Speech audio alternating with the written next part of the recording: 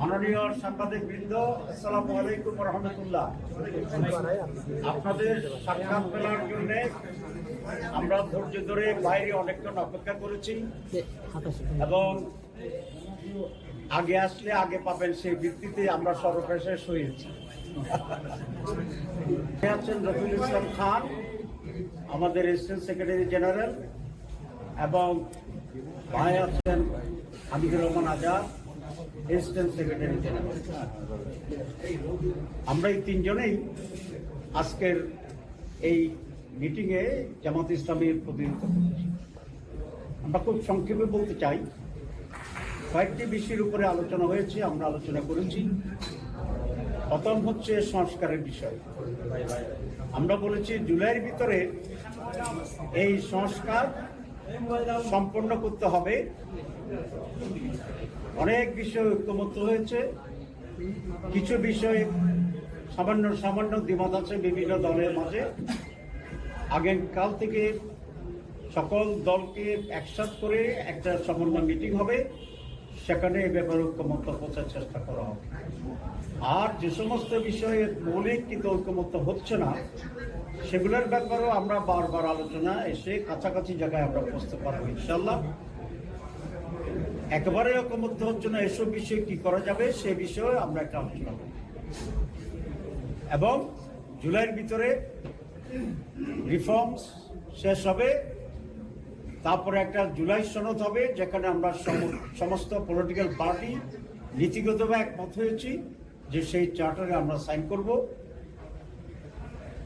এরপরে আলোচনা হয়েছে নির্বাচনের তারিখের ব্যাপারে। আমরা দুটো কথা বলেছি। প্রথম হচ্ছে আমরা সকল দল,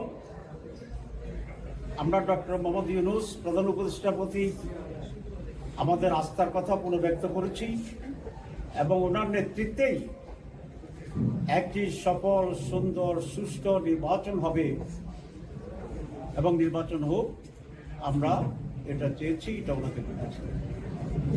নির্বাচনের ডেটের ব্যাপারে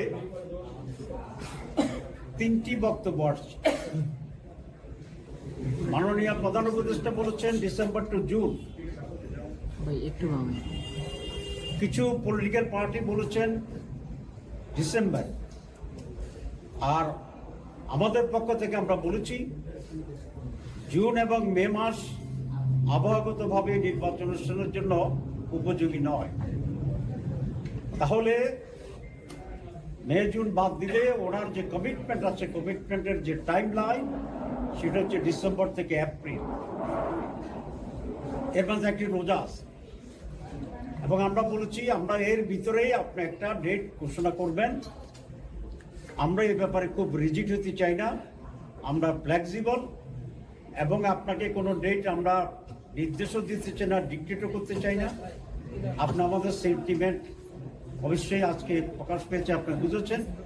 এর মাঝে ডিসেম্বর টু এপ্রিল একটা সুইটেবল টাইমে আপনি একটা ডেট দিলেই জনমনে যে এখন কিছুটা সংখ্যা এবং অস্বস্তি আছে, আমরা বিশ্বাস করি এটা কেটে যাবে। রাজনৈতিক দলগুলো তার নির্বাচনী প্রস্তুতি এবং প্রচারণার জন্য সেদিকে মনোযোগী হবে। কোনো নতুনকরণের কোনো টেন্স সিচুয়েশন হওয়ার কোনো সম্ভাবনা থাকবে না।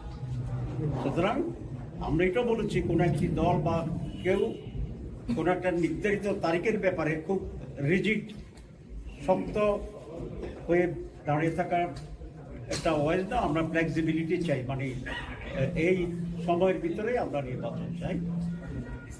এরপরে যে কথাটি আমরা বলেছি সেটা হচ্ছে নির্বাচনের, কারণ সব কিছুর মূলত হচ্ছে একটা সুষ্ঠু, অবাধ এবং স্বচ্ছ নির্বাচন।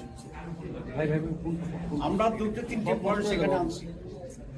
এক হচ্ছে নীতিগতভাবে আমরা সকলে একমত, ইনক্লুডিং দি গভর্নমেন্ট এবং ইলেকশন কমিশন, যে বাংলাদেশের বাইরে 11 মিলিয়ন মানে 1,10,00,000 প্রবাসী আছে, যারা রিমিটেন্স দিয়ে দেশের অর্থনীতিকে টিকে রেখেছেন। সুতরাং তাদেরকে ভোটে অংশগ্রহণ করার সুযোগ দিতে হবে এবং নীতিবাহী ইলেকশন কমিশন এটা রাজি হয়েছে। এটা জামাত ইসলামের অন্যতম একটা প্রধান দাবি।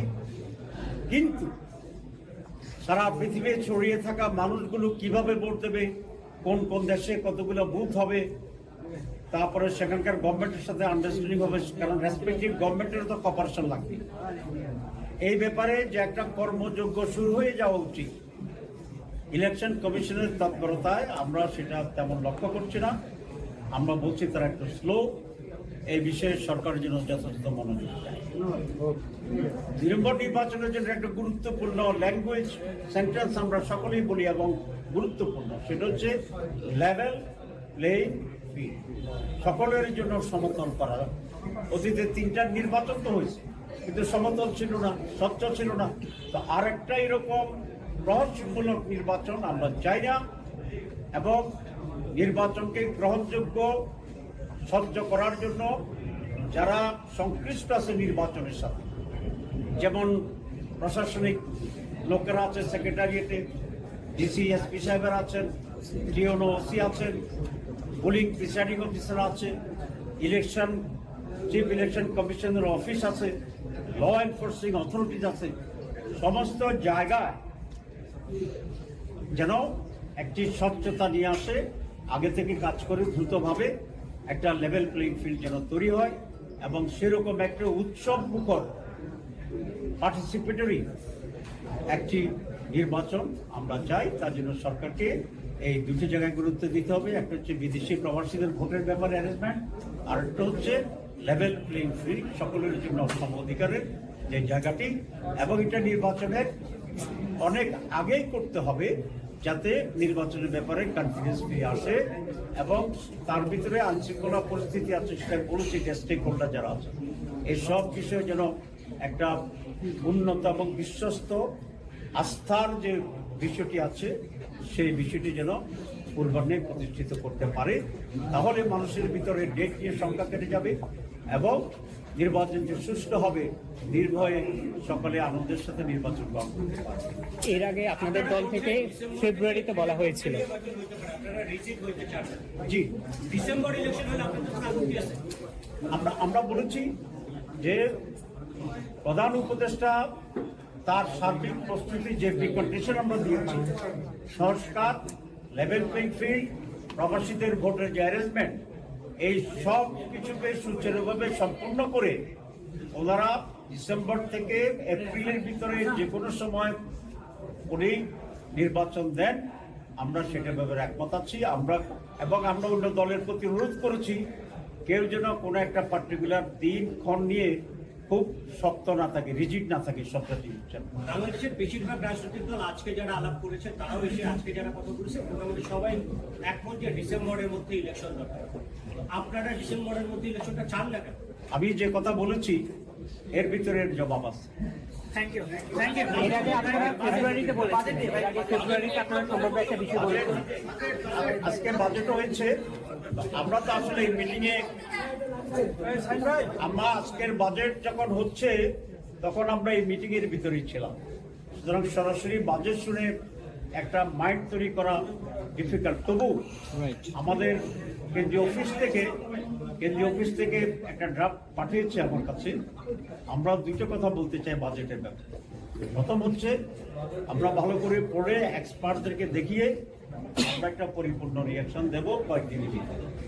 আর প্রাথমিক রিয়াকশন যেটা আমাদের হচ্ছে, সেটা হচ্ছে আগের বাজেটের তুলনায় খুব বেশি ইমপ্রুভ করছে, এটা আমাদের কাছে মনে হয়নি। তবে কোনো কোনো ক্ষেত্রে কিছুটা ডিফারেন্স আছে, যেমন বাড়তি বেহুদা খরচের ব্যাপারে, তারপরে বেশি অধিকতর ঘাটতি বাজেট, সেটা এগুলো এখানে একটু কম আছে।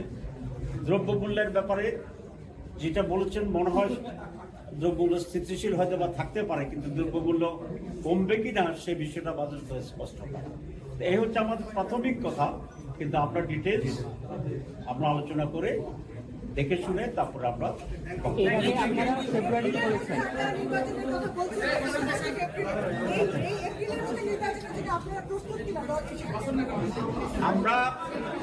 আমরা নির্বাচনে এই টাইমলাইনের ভিতরে যদি নির্বাচন হয়, সেরকম নির্বাচন